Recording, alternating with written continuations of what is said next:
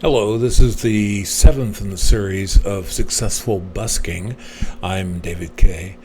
I wanted to talk a little bit about being invited to perform.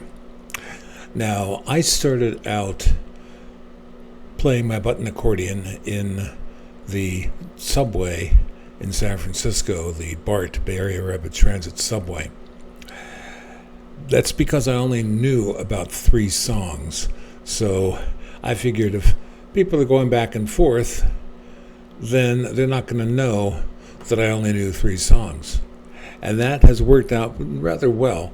I, in time, added more and more songs to the point where I now have about 60 or 70 songs. So I've got a couple hours worth of material.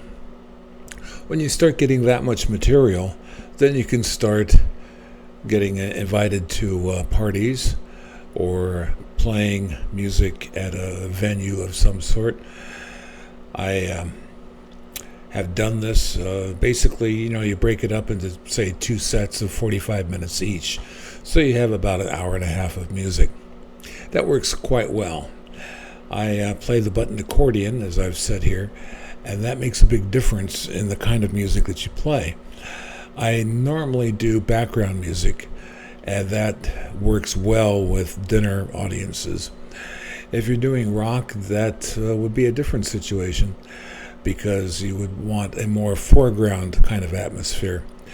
One of the things I did getting hired was to do what's best called crowd control.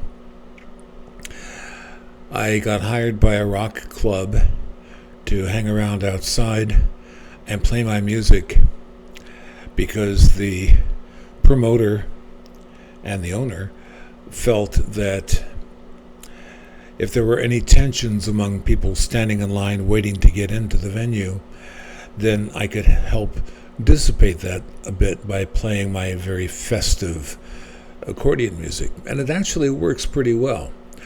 And I've been invited since to play another place like that. But generally speaking, I've done what I call rich people's parties, where people basically hire me to stroll around and play background music. Now, in the years since I got COVID back in 2020, it's been a bit more difficult because I cannot stroll much. I could do a little bit, but generally I have to sit down. And so one of the things I mentioned about, one of the reasons I mentioned this is because it's important that when you are a performer that you can do things that work for you. And sitting on a chair on the sidewalk or in a shopping center works fine for me. I have a very lightweight chair. I have my accordion case, which I will show you in a later episode. And in the accordion case, I have a little sandwich board sign that is, if you know those binders, for 3-hole sheets. Well, I got the smallest one of those.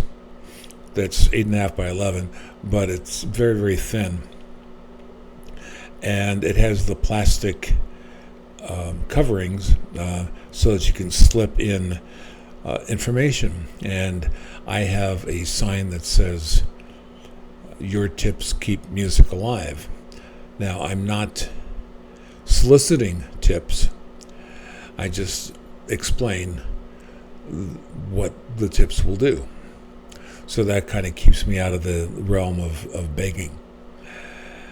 I also have a QR code on that so that people can go to my website and contribute their tips directly with Visa, MasterCard, American Express, Diners Club, and PayPal. So that also helps. I don't get very many tips that way, but it helps. But when it comes to doing performance for hire, of course that is taxable because it is straight income.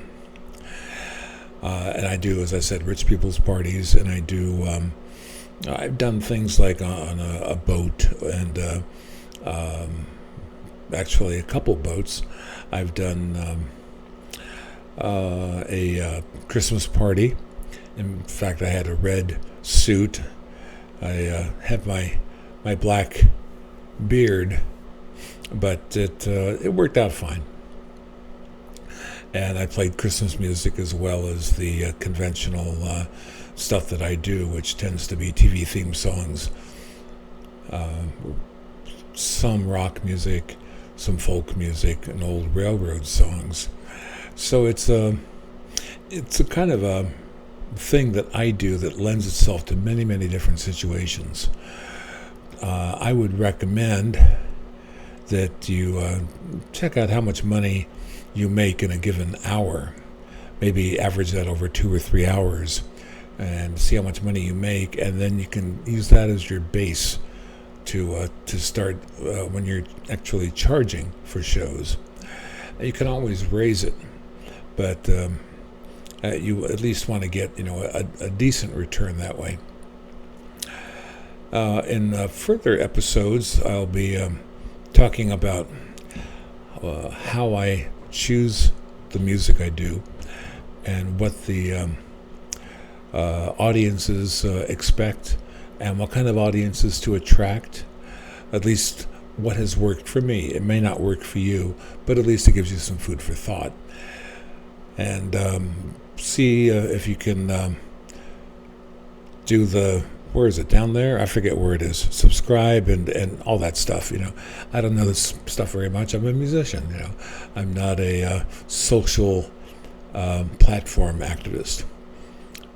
Thank you for watching.